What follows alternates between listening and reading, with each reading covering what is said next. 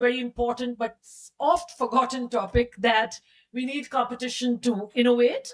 And how does competition accelerate AI innovation?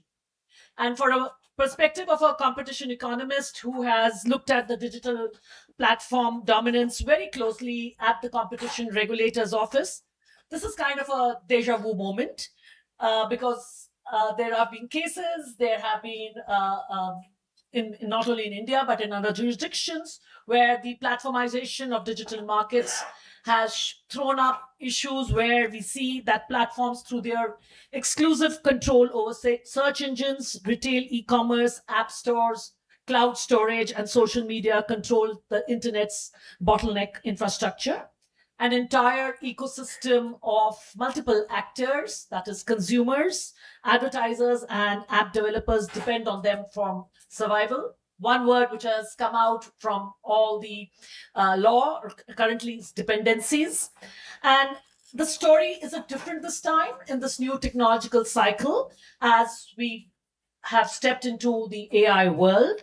Uh, there are concentration risks, primarily stemming from the dominance of few major players, some new, but some old from the previous cycle, across various layers of AI technology stack, including hardware, cloud computing, foundational models, and distribution. The challenge is about platform, not only about platform dominance, but I think the underlying challenge is about the data hegemony that sustains this dominance. So, how does a global south, the fact that India AI Impact Summit is in the global south, shape digital sovereignty? And sovereignty, as we'll unpack in this discussion and unlayer the aspect and the meaning of sovereignty, has various dimensions in the AI age that will be in most of the global south smartphone led. So how does the consumer, how do individuals, how do businesses reclaim agency? Talking about autonomy and agency. So AI also becomes an operating layer or a foundational layer of its own. If the base operating system and app stores are controlled still by a handful of companies, and the infrastructure that runs AI models sits also on these handful hyperscalers, the global south risks becoming a feature controlled by the platform. A competitive open source AI stack built on affordable compute, local cloud options, and locally trained model is essential for innovation. I'm saying all this in the assertive, but we can debate this, discuss this with our esteemed panelists here. So it gives me great pleasure. The names are already there, but for formality's sake, we have Mr. Augustine Peter, former member, Competition Commission of India; Shweta Rajpal Kohli, she is the founder director of the Startup Policy Forum India; Ambakak, who is the co-director at AI Now Institute US; and Karsh Amlani, who is head and director of competition law public policy at Mozilla. So just to start the discussion and just to set up the landscape and the scene, I want to get the perspectives of all the panelists, that what are the key factors at play here? Is there a concentration risk or no? Things are still shaping up, the technology is still evolving, and let us wait and watch. So I could begin with Mr. Peter, you, if having worked at the commission, do you see the same playbook playing here, or is it different this time? Thank you very much, Payal. Happy to be here. Yes, coming straight to the question, there is certainly a concentration risk in this area of AI. We have seen in the working of competition law in India, as well as in many other countries, that digital firms and involving AI, they have been frequently involved in investigations and penalties. The digital or to be very precise, AI firms, they originate or they from two specific countries, the United States and China, which have stated to be around 92% of the sort of control or air resources. Now, coming to, I think I am speaking specifically again about India and the developing countries. See, India is in a position only to be at the last end where the consumer interface is there. While coming to the initial stages of AI protocol, even a country like India is nowhere in the picture. The issue of data sovereignty or is very real. Countries do not have the ability to control the large firms which are vertically integrated and which are in a position to flex their muscles, which are in a position to use their market power to overwhelm the competitors if at all power is there, and also ensure that competition doesn't come up. Vertical restraints as also killer acquisitions, which are rampant. A country like India, which is supposed to be having technological prowess in many areas, atomic energy, space, but still India finds that there is no match. A lot of efforts have been made, but in the case of competition authority, any issue is raised, it takes long time and number of stages coming from CCI to appellate tribunal to the Supreme Court. By the time a sector like or AI or digital area, there is a sea change. Where we started, things are not relevant by that time. So the question concentration is real and it has got implications not just for sovereignty, but also for consumer interest, where exploitative conduct is very much possible and is happening. Thank you.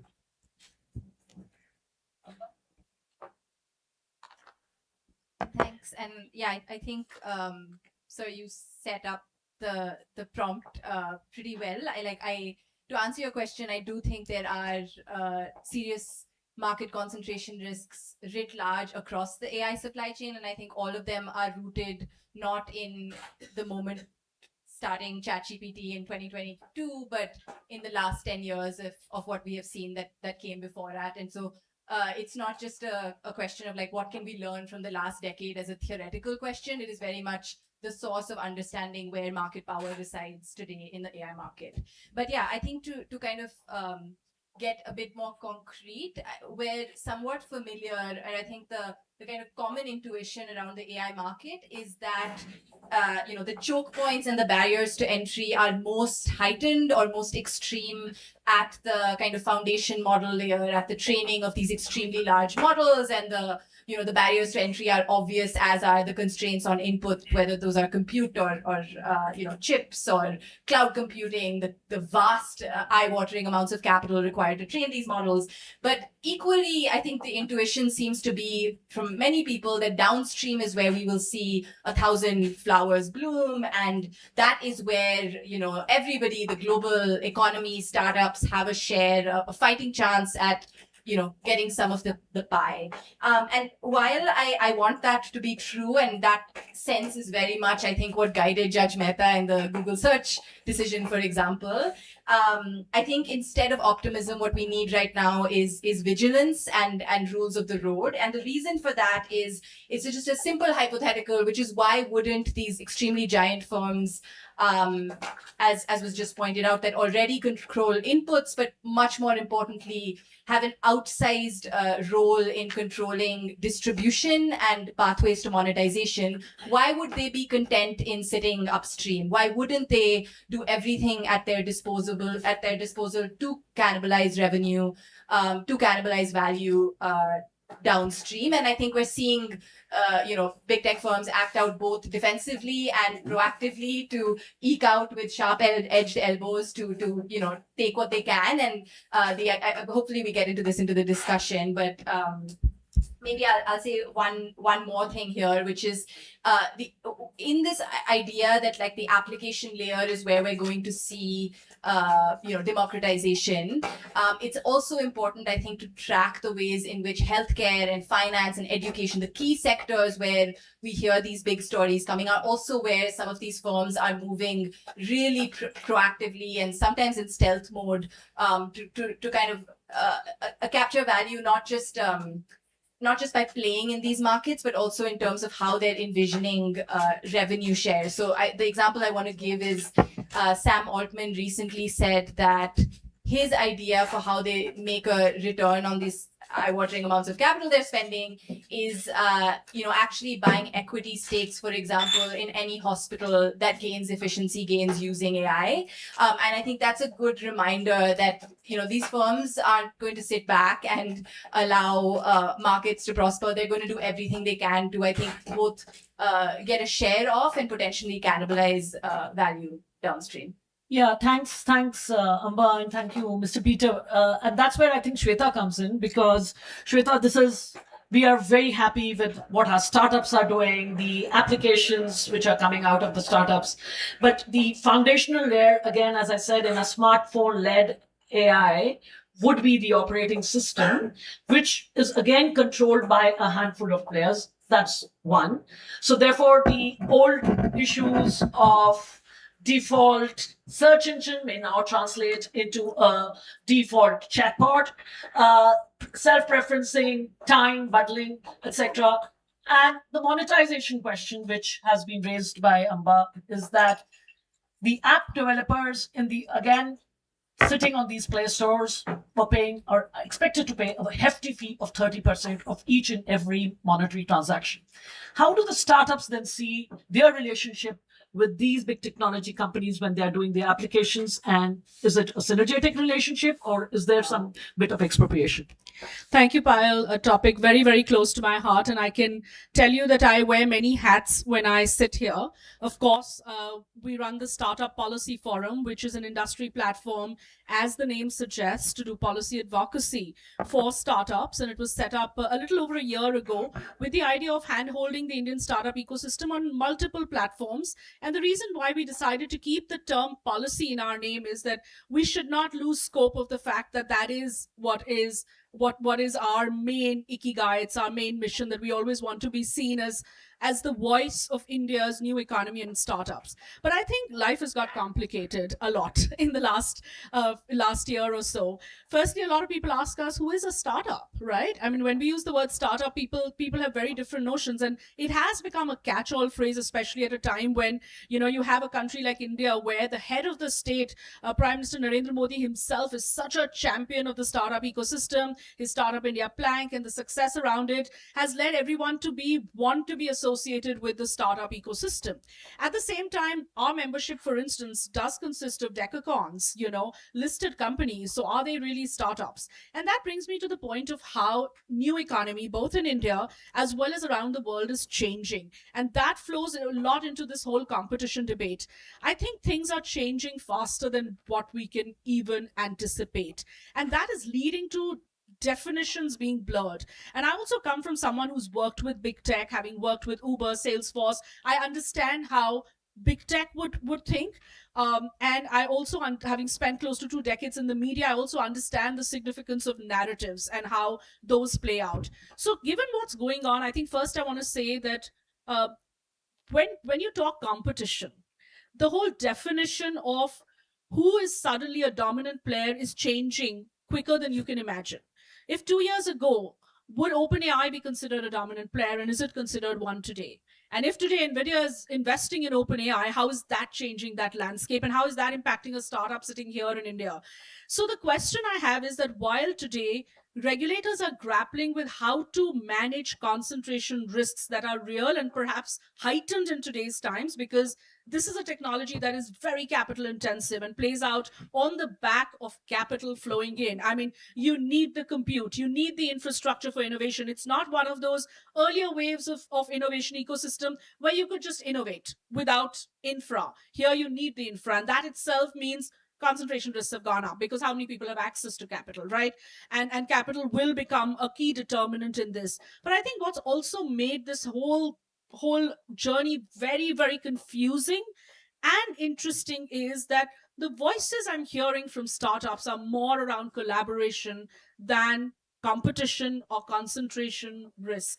And that makes it very exciting, because when I talk to some of the founders and I'm like, are you worried about dominance? Are you worried about this? And they're like, no. Hey, can you get us a meeting with OpenAI? Can you get me into the room with NVIDIA? Can you get me into the room with Google? So I'm hearing that a lot more. And that makes me realize the founders are like, you know what? Let's embrace technology. Let's understand. So when we took a delegation of founders to the Valley and to DC and New York recently, I mean, just the palpable excitement of the Indian startup ecosystem to embrace what's going on in the world is right now so high that I don't even think these conversations have started filtering down to their level yet. Yeah. And I know I'll hand it back to you to say, of course, during the discussion, we would like to talk about how we need those safeguards in place. And it's on the regulators today, more than the innovators, to put those safeguards in place, because you know what? Innovators are just excited right now. We're all like little kids who are very excited. We have a new toy to play with. Yeah, so Amba, a quick rebuttal, because I Just want to make get this Khush a in. little bit fun. Yes. Yeah. I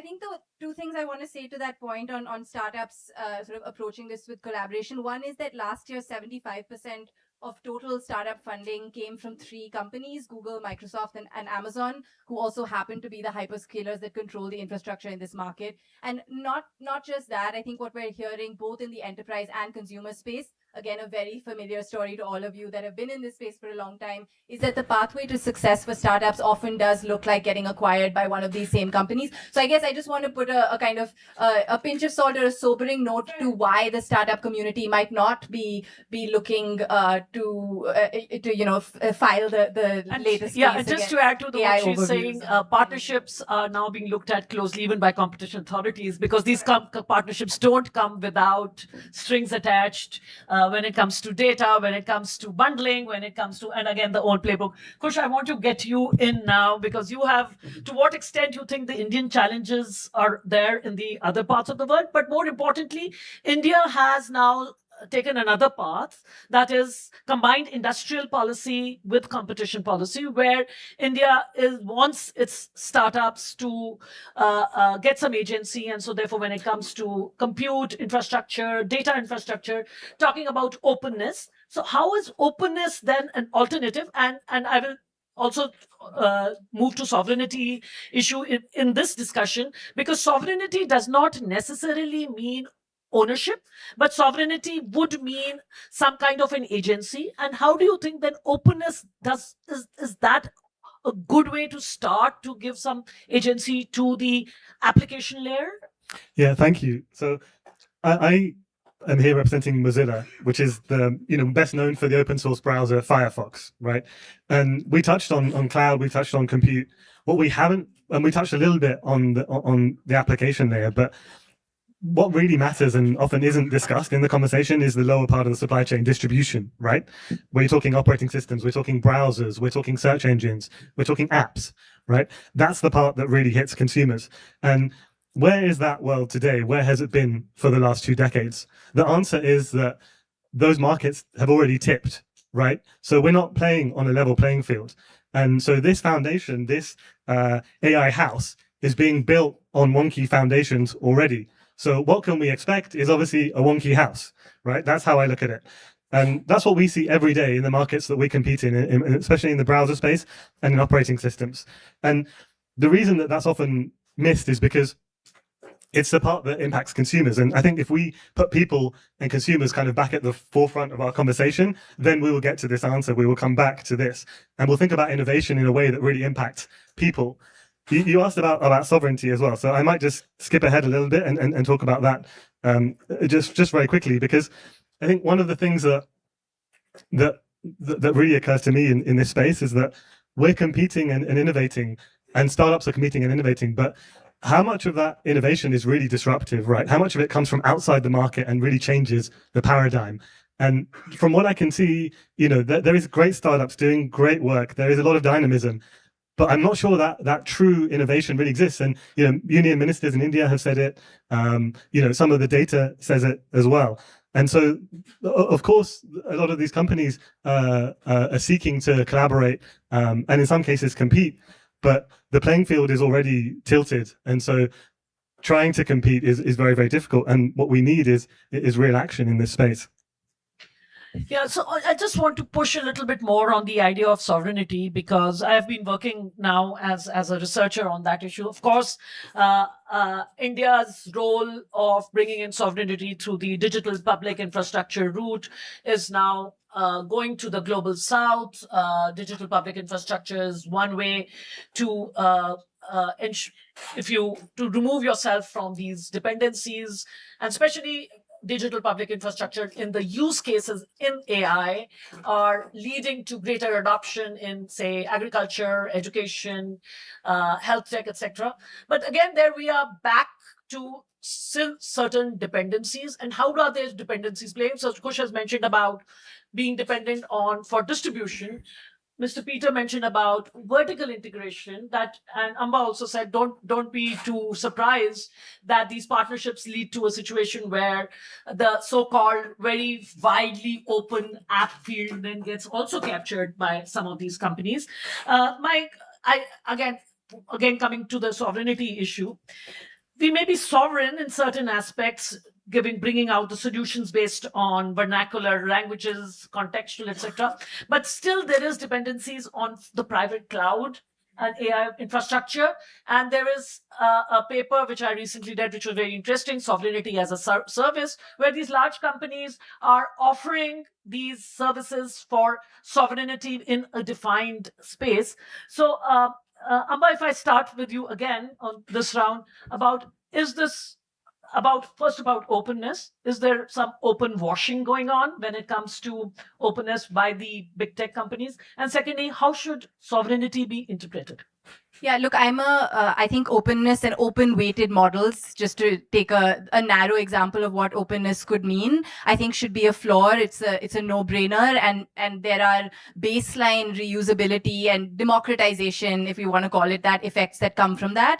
But I also think that often the frame of open source AI is sort of brandished as a silver bullet to obscure the much deeper dependencies that we've all talked about, whether those are at the distribution layer or at the infrastructural layer. So I guess like my one sentence TLDR on this is, yes, openness is the floor, but also like don't let it become the thing that makes you look away from these more structural dependencies.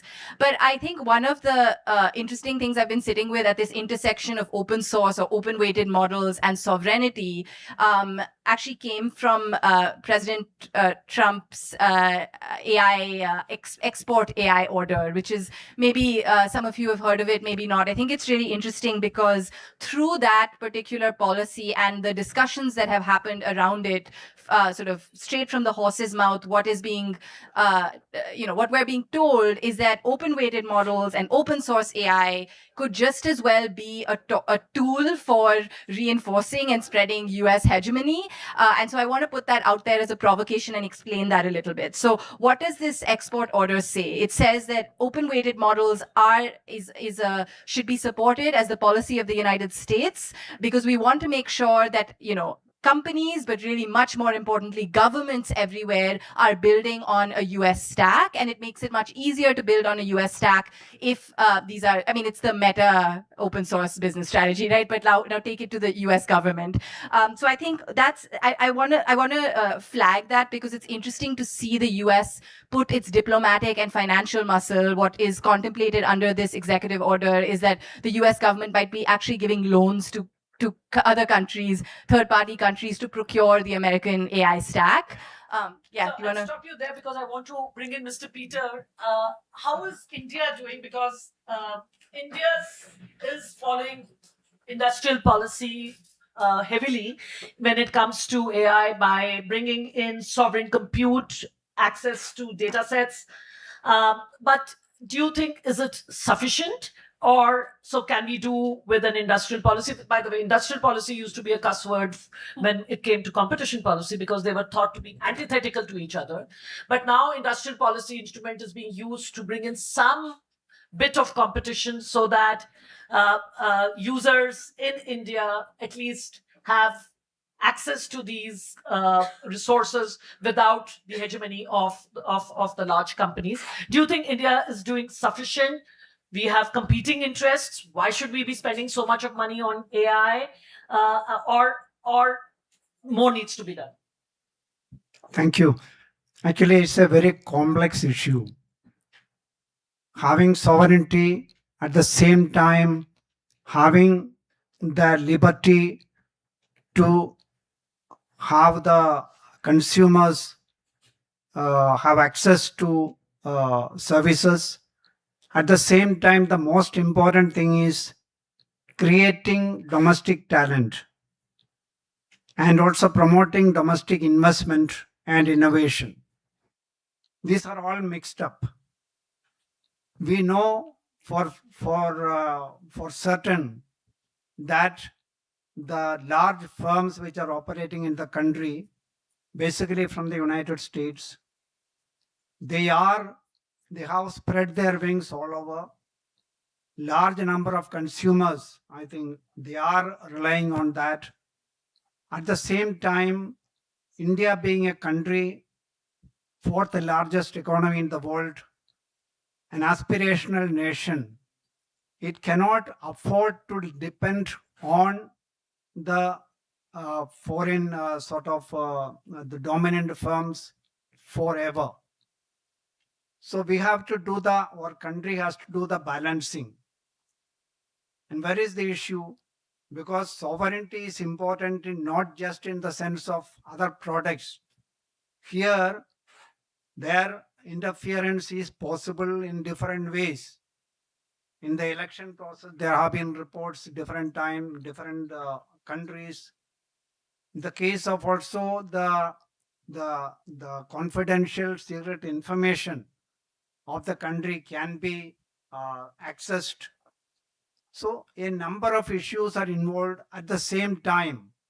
There is a social purpose because if the country's 1 billion population is having access to the services of, for example, Google, that is having some positive effect.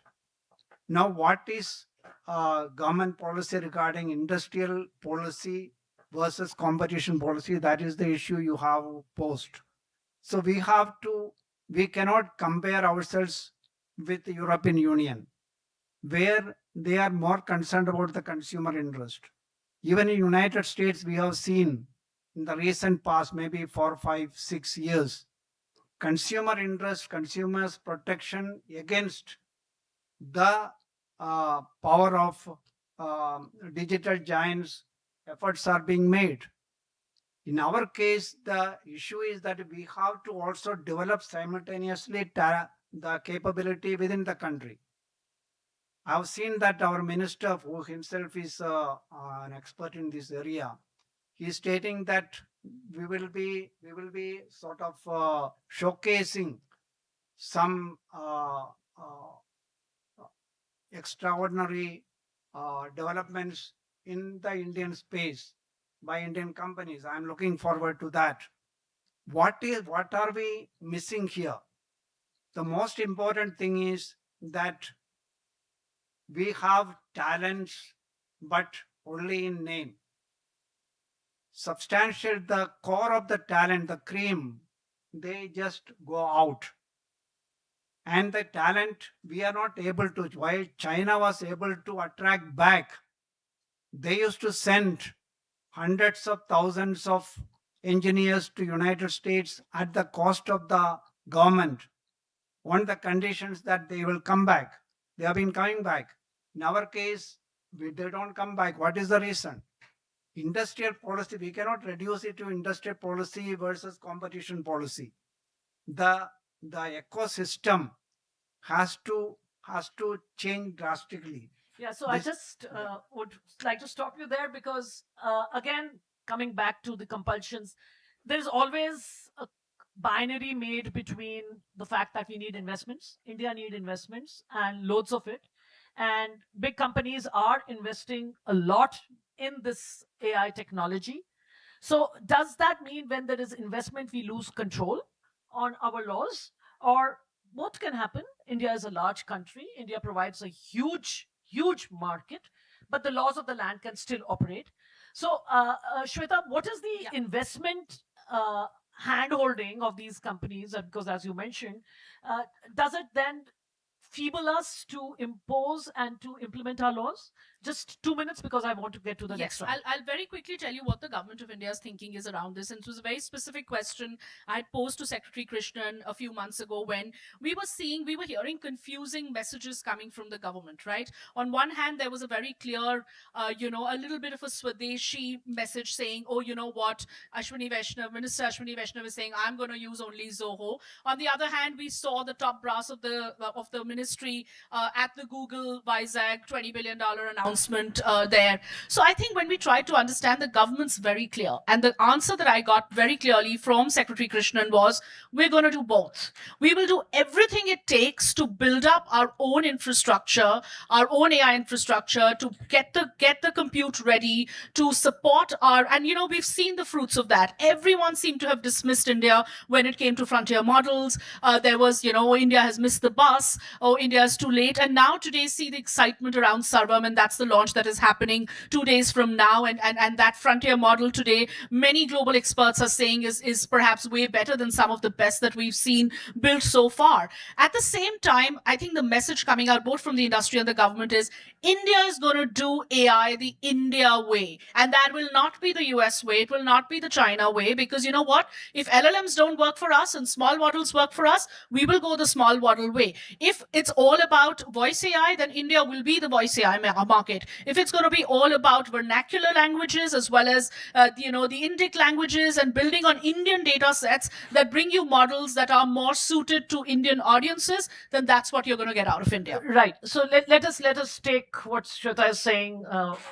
She says basically we'll do both. We'll build strategic capacity, and the government has made it clear and is bringing, means there are signs of it, that we'll not lose our autonomy when it comes to enforcing laws, enforcing contestability, be it competition law and other governance instruments. So this brings me to the next section, and Kush, I would want you to intervene because of your experiences elsewhere. What are the remedies? Because now the technology is evolving. Do we want to be in the same place as in the previous cycle, that wait till the harm occurs? Because that's the refrain which new technologies and technology developers give, that don't do anything right now. It's too early and it'll harm innovation. Are there trade-offs, or are we have many lessons and we know it all, and we should bring in new instruments and new remedies to address this issue of competition? Thank you. So just to pick up on Shweta's last point, there was an interesting speech by Mark Carney, which was picked up at the World Economic Forum a few weeks ago, right? And he said that if you're not at the table, you're on the menu. And Yeah. I want to push back on that, because I don't think you want to sit at that table, right? Like, I think, Shweta, what you're saying is India's way, and the way of countries, in the global majority, can be to build their own tables, right? Not to be forced to sit at a different table. And so I think that's the right way to look at it, and I think that's the way that you were describing. But it kind of occurred to me when I was thinking about that speech that he made, because I've seen that phrase bandied about a lot in the context of this summit as well. And so to come to kind of the solutions, it's funny. This morning I was really scared I was going to be jet lagged, wake up at 11 o'clock, and miss this session altogether, right? And if you think about ex post competition enforcement, that's effectively what's happened, right? It's woken up way too late. and digital markets have already tipped, as we said earlier. And often what you find is that, the solutions are too late. Remedies are too late. The companies that they're trying to protect or to remediate the harm has already occurred, and the companies have already exited the market. Innovation is already lost. And so, in my view, what's needed is ex ante regulation in this space. Competition policy and industrial policy are clearly now, two sides of the same coin. They achieve the same objective from different angles. And we've seen this play out a little bit in Europe in the context of things like the Digital Markets Act. And now I'm not saying that India needs exactly the Digital Markets Act. What India needs is a law that works for India, but that allows the CCI and allows the courts and regulators to come in, proportionately, quickly, and to provide solutions that avoid what we've seen for the last 20 years, which is often waking up too late and missing the whole show, right? So I think that's really what we're after, and that's really what urgently is needed, not just in India actually, but in other countries as well. It should be flexible, it should be proportionate and forward-looking, so that it can add new products to the regulation quickly, and so that it can react to what's happening in the market. It doesn't have to be heavy-handed, but it has to be quick. So I'll get Shweta, but Amba, quickly, what is the one thing as a legal instrument for competition, if not a full-fledged cut, copy, paste of the DMA, which a country like India could do with to at least open up the system?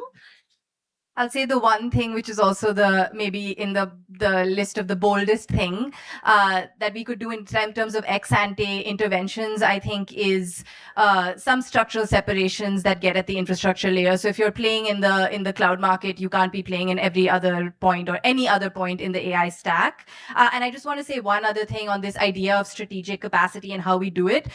There's a really interesting quote from that has been coming up in the context of the death of USAID and other development institutions, which is that I think finally the US realized that if the development mission actually succeeds, then it becomes quite threatening to the US hegemony generally. And I think the same is true for AI. This is going to be a fight, and I think there is a lot of lessons to be learned in the ways in which big tech companies, I'll name Microsoft because it's the example at the top of my head, when the UK CMA was making moves, I won't even say they were big moves, but they were opening market studies and asking questions about the AI market, was just the moment when they announced extremely large investments into the UK sovereign cloud mission, right? And so I think that in both subtle and pretty unsubtle ways, there's every interest in the world for big tech to make sovereignty, as you said, a service. Shweta, yes, you wanted to intervene. Yeah, no, I think just to add to that point, and perhaps to what Kush was saying, I think the thinking within the government right now is that anything that is seen remotely as being more heavy-handed and anything which comes in the realm of a competition or ex ante would be in that definition. At the same time, I think the government's grappling with the fact that things are changing too quickly.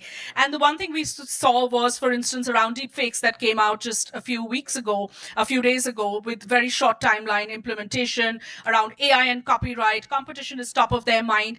The government is very clear. I mean, of course, there were the same noises when GDPR was there that, India needs its version of GDPR, and we took our own sweet time of 10 years to come up with our own DPDP rules. I think the government's not going to emulate any one act or regulation. That is very, very clear in the mind of Indian policymakers. We're not going to go down the Europe route. We're not going to go down the US route. It will be regulation suited to India. And once they've evaluated every single piece of legislation that currently exists in India, including the new data privacy rules, the Data Privacy Act, as well as what exists, the sense is that and the Competition Act, the sense is that right now it is sufficient to cover for potential harm, as you mentioned.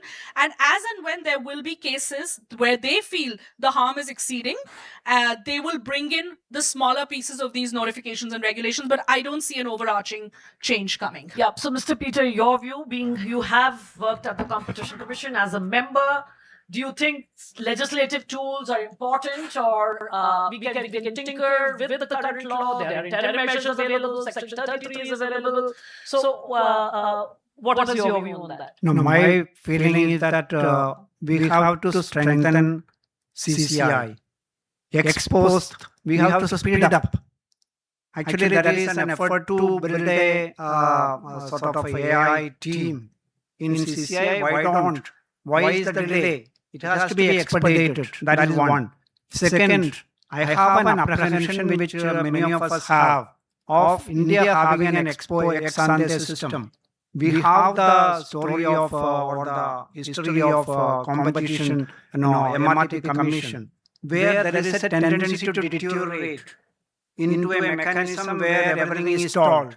So I think the issue is that ex ante for the time being for India, no. Yes, a specific issue as it has been stated, specific issues when they arise, it can be addressed for the time being. Otherwise, CCI has to be strengthened. So, Kush, if I get, because Japan did it with one instrument regarding the operating systems and software operating systems. They brought out one law, one to open up that system. So, what is an alternate? Can so India also do at least? So that's why I'm saying, what is one thing? What is the lowest hanging fruit which can be brought out through one legal instrument and not through a full-fledged set of rules? So let me answer that with a question, because the question is, what is the outcome you're trying to achieve, right? And then work backwards from there. This is what we want. We want interoperability, right, at every layer of the stack. We want open source, encouragement of open source solutions, again, every layer of the stack. We want open standards. We want user choice, right? That's really, really important. Don't forget people. Again, like, what is the best tool to achieve that? I would love to hear how Xpost is able to achieve that. I would love to hear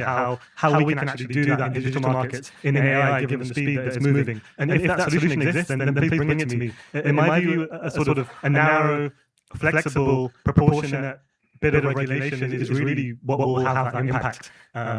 We've seen otherwise that courts and regulators will not be able to move quickly enough in the current framework otherwise. So a narrow, you said, will it have that impact? A narrow, proportionate, ex-ante set of rules would be the way India could go rather than having across digital service, across markets, but the principles of openness, interoperability, because I think interoperability is the key, because until an openness where which layer, open data, open infrastructure, Amba talked about open, even the models, not just open washing, but exactly what needs to be open, such that they can be used properly by and innovated upon by the startups. So some kinds of consensus, at least in that part of the table, is arising. And if I know we are short of time, a quick question from the audience, one or two questions, otherwise, yes. And please introduce yourself. Hi, my name is Nikhil Pava. I'm the founder of Medianama. I'm just wondering about why we're discussing models when OpenAI and Gemini have already platformized and they're giving free services in India. Why are we discussing models when Google search and AI mode crawlers are exactly the same and there's no separation between them? When WhatsApp is preventing external AI bots from coming, from delivering services on the WhatsApp platform, that competition debate is getting addressed by the market, already, and we're still discussing models. Let me go through like this. Yeah. So, Amba, you start and we'll go through like this. Example of why I think we need early intervention, right? Slowly we're seeing how the AI overview. Oh, so I guess his point, I guess we can all agree that it's already late. So he's saying the markets have tipped. Yeah. The markets have tipped. And to be honest, I don't disagree. I think that some truth telling about where we are in this cycle is in order. I do think that market signals matter. As someone, full disclosure, that was part of the FTC during Chair Khan's administration, I can tell you that market signals, even when they were in sort of adjacent markets, do change the atmosphere around certain killer acquisitions and whether they are contemplated and how they are pursued. So I guess in the spirit of trying to do nothing versus trying to do something versus nothing, I think acting soon in ways to, for example, why is AI overviews, how are we sort of letting Google get away with renegotiating that bargain in real time and sort of seamlessly transitioning their and search simple to AI bundling market. of the Or- yeah, of I mean, the- it's as all a default. just- It's the same story There's again. a whole long list, I guess, of low-hanging fruit, and probably neither one of those things will on their own do much, but I think at least they will send a signal to the market that someone is watching. Yeah, somehow, so therefore, I'm a fan of the Japanese law. At least they brought in one law for something very targeted, and at least do something rather than doing nothing. Yeah, one last round of one thing which you would, I guess, it is a trick question. One piece of advice, Mr. Peter, starting with you, the most senior person on this panel. One piece of advice you would like to give. You have given about the strengthening CCI, but in competition matters, what should the policymaker look at, or do nothing and wait again? I would suggest that there should be a competition policy, because see, there are a number of gaps.